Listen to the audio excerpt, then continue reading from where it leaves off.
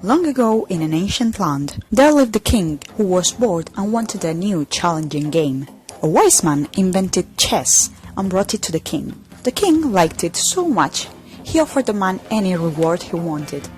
The man asked for a grain of rice for the first square of the chessboard, 2 grains for the next, and so on for the 64 squares, each square doubling the number of grains of the square before. The king thought this would be easy, but the number of grains raised to an astronomical sum. As years went by, computers were designed to play chess. Even world chess champion Garry Kasparov was beaten by a machine in 1997, so how could a humble amateur even dream of beating a computer? With this knowledge, we'll become unbeatable, and humanity will perish to the power of computers.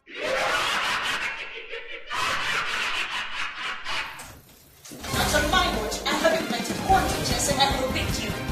Wait, what? Don't worry. Quantum chess works in a similar way to classical chess, but pieces are described by a wave function.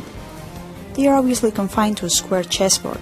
This can be modelized by a square potential well, of width 8L, L being the size of each box.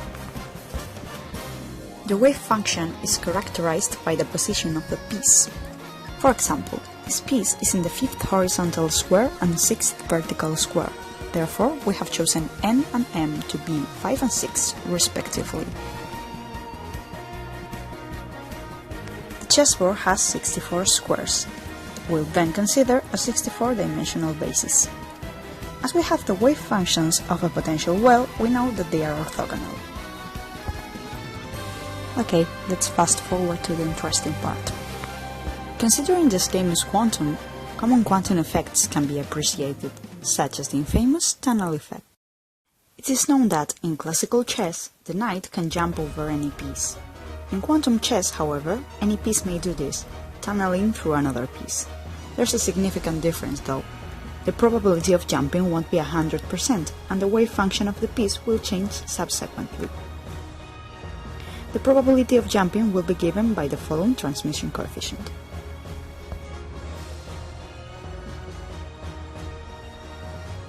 Throughout the game, we eventually arrive to this position. Now, we want to move the rook tunneling through this pawn, but how can we do this?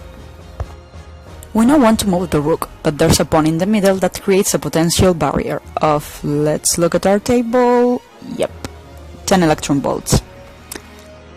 Looking up the energy of the tower and the length of the square we want to trespass, we substitute these values in the previous formula and we get the following probabilities. Note that L is 0.01 nanometers. You'll be thinking, there's no way the world is that small, but worry not, we are just looking at things through a microscope. See what happens if we take it away. Okay, back to our problem. When you move the rook, once you decide the direction in which you are moving, you can't change its position in the other axis, so we can consider a one-dimensional potential well. The wave function we obtain is the following. We have considered that the rook can be in 2 places, with different probabilities. Don't forget to normalize. Now the knight moves classically. That's a check. The black knight is threatening the white king, so we want to capture it. But should we do it with the rook or with the queen? Let's see which move gives us the highest probability for success. We want a probability of landing in the square where x is between L and 2L.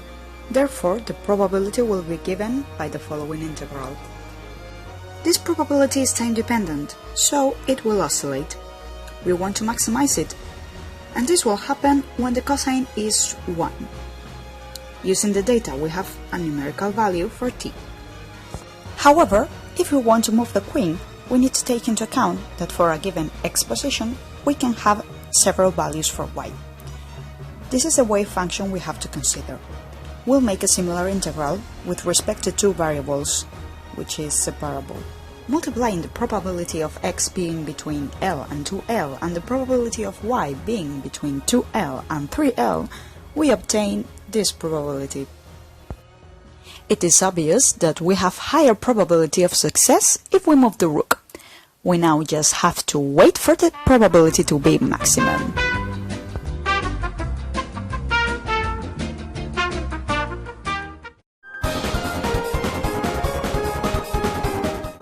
For this exercise, we've been inspired by a real quantum chess game. In this game, there are two types of moves: standard classical moves and quantum moves. Pawns can't go quantum. In a quantum move, you can move up to 2 standard moves, but you will have a 50% chance of not having moved at all. To know what is actually going on, one must take a measurement. This will happen when you try to capture a piece, since only one piece can be at each square at the same time.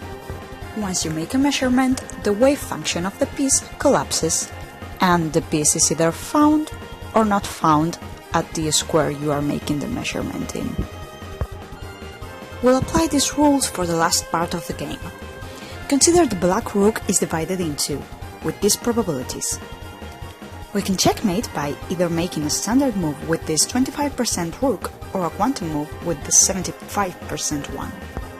If black chooses to make a standard move, the rook would keep its current probabilities, but the 25% one would be the one threatening the king. With the quantum move, however, the rook could be in 3 different squares, with 25, 37.5 and 37.5% probabilities. Therefore, a quantum move is smarter.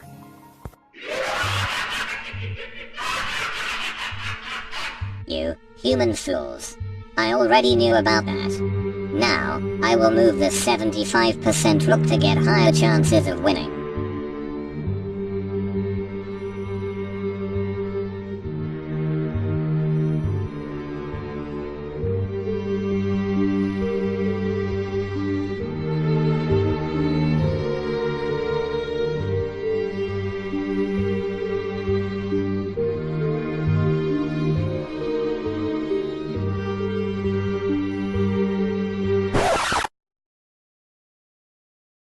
Well, that was easy. Let's